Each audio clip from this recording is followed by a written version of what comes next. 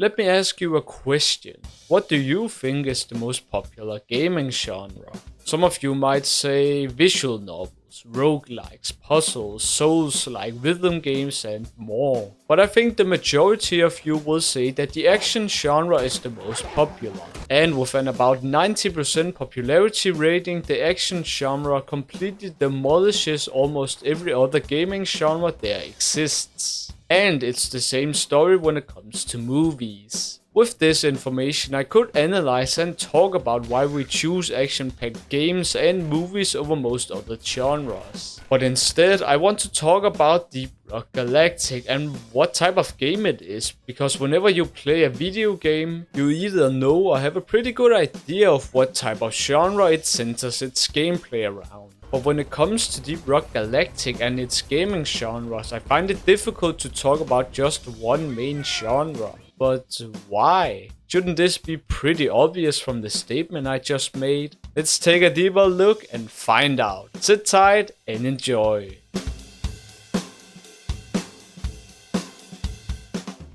So why can't I, just like most other games I've played, take a look at Deep Rock Galactic and give it a main genre that I think the game focuses on? Genres like action, horror, FPS and so on. I think the reason lies in how much creativity and personality there is in every part of Deep Rock Galactic. Now, for those of you who haven't played Deep Rock Galactic, you play as either 1 or up to 4 dwarves that go on these missions on different types of planets, or moons, or rocks. And when you land on a planet, you are given 2 objectives that vary depending on the mission you have chosen. Now, one of the objectives is your main objective that you have to complete in order to return home. And the other one is an extra objective that you don't have to complete, but it gives a few rewards if you decide to do so. But before you even load into one of these missions, you have an entire spaceship packed with interactable items and things to explore.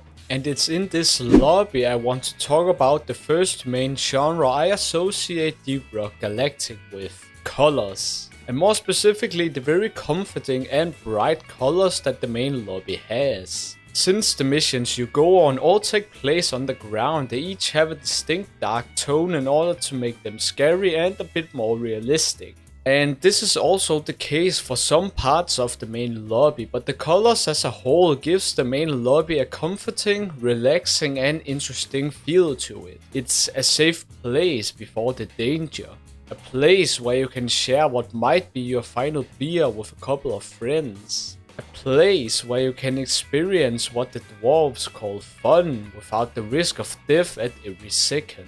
And the bright colors really secure this chill and fun environment there is in the main lobby. But even when you venture underground and ignore all of the dangerous enemies and hazards inhabiting each planet, there are a lot of different colors in play that doesn't just make the game very pretty but also interesting.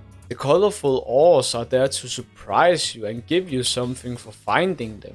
Now, the use of bright colored ores in video games is not exactly an uncommon design choice. You see it in games like Minecraft and games alike, and of course also in the real world. But if we remove these bright and colorful lights along with the enemies and load into a mission, what happens then is...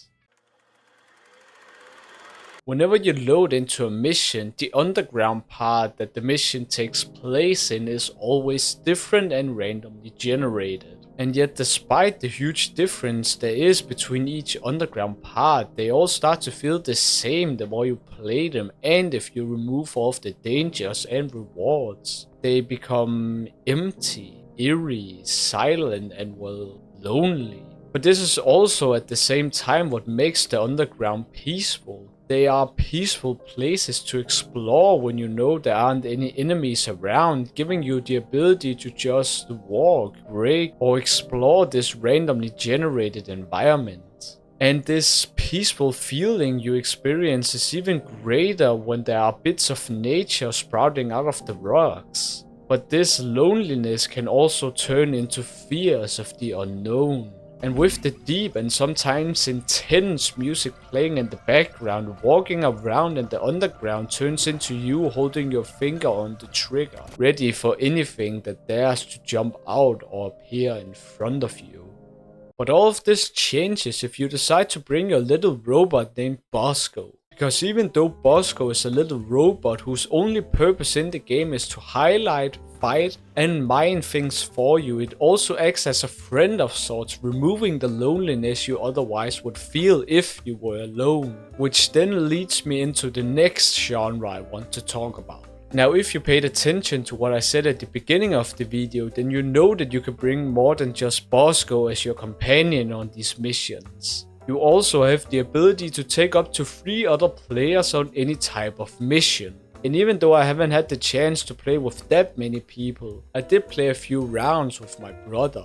And that time we spent together playing, where I was the experienced and he was the beginner, turned into one of the most chill, chaotic and fun gaming experiences I had had in a long while. I don't know what was so special about playing Deep Rock Galactic with my brother, but one thing is for certain. I had a different kind of gaming experience with him that I haven't had ever since the first time we played Minecraft together. And I look forward to further teaching him about the important and weird parts of Deep Rock Galactic. And look forward to the many hours I will be spending playing this game with my friends. But now I have to talk about a totally different part of Deep Rock Galactic. A part that I have up until this point of the video neglected to talk about. Being the enemies and the horror they bring to this game. First, I quickly want to talk about the overall design of the enemies you meet and fight against on the ground. The main enemy of Deep Rock Galactic is a small bug of sorts called a swarmer.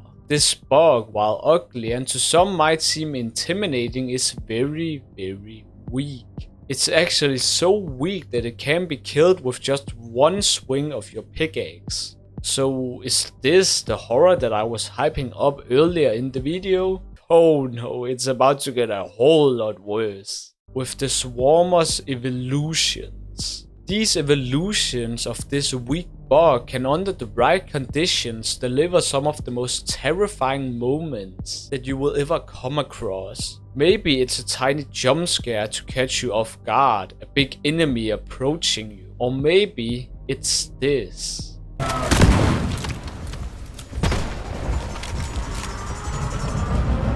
What you are seeing right now is the embodiment of chaos, anxiety and horror. A horror consisting of multiple hordes of enemies that are all trying to tear you apart until you have either escaped or died in the underground.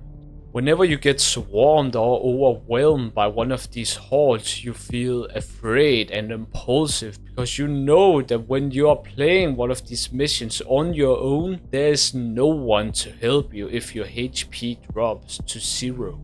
So your best bet in these fighting scenarios is either to lure the enemies to a place where you can take care of them, or run and keep on running until you can take out the enemies one by one. But the horror doesn't stop there, because whenever you start to escape from the underground, a swarm of enemies will usually appear to try and stop you. But not only do you now have to take care of the enemies, you also have a limited amount of time to make it back to your escape pod before it launches without you. Due to the very small time limit you are given to make it back, you will most likely end up running away from the enemies instead of fighting them, which can lead to you getting stuck in a hole where you either have to mine your way up or use a tool. But all of this is meaningless if the enemies make it to you. And if you are in the unfortunate position of not having a way to defend yourself or have a place to lure the enemies in order to take them out,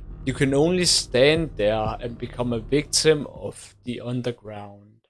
That last part turned really dark, and I apologize if it was too much for some of you to handle. Luckily, I have saved the best gaming genre that I want to talk about for last. Because with us now having gone through the different and unique genres of Deep Rock Galactic, I of course have to talk about the action-packed parts of this game. Now, a thing that I think is really important in a game like Deep Rock Galactic is to make it feel like you are always in danger.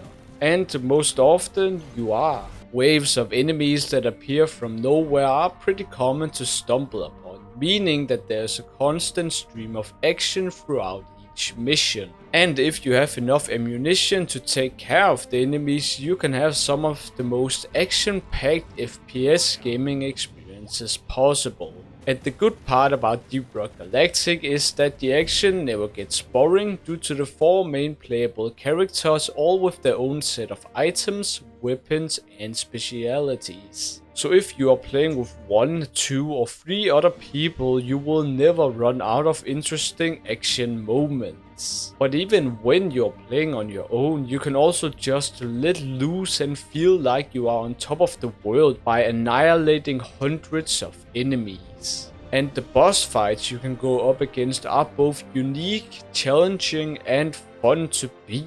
And with some missions being super unique, you can very easily forget that you are playing a video game because you get so immersed into the combat and action-packed parts. It truly feels like something is at stake whenever you enter a mission. And when you finally complete that mission, your body is filled with a rush of adrenaline, joy and sometimes laughter that all loops back to those comforting and bright colors of the main lobby. Thank you so much for watching. I hope that this was an interesting video to watch because it sure was a blast to write and edit. Now, if there is something that I've forgotten to talk about, or if there's something you don't understand, then please leave a comment about it down below. If you want to watch one of my other videos, then click on the screen. Remember to leave a like and a sub, and until we meet again, bye bye!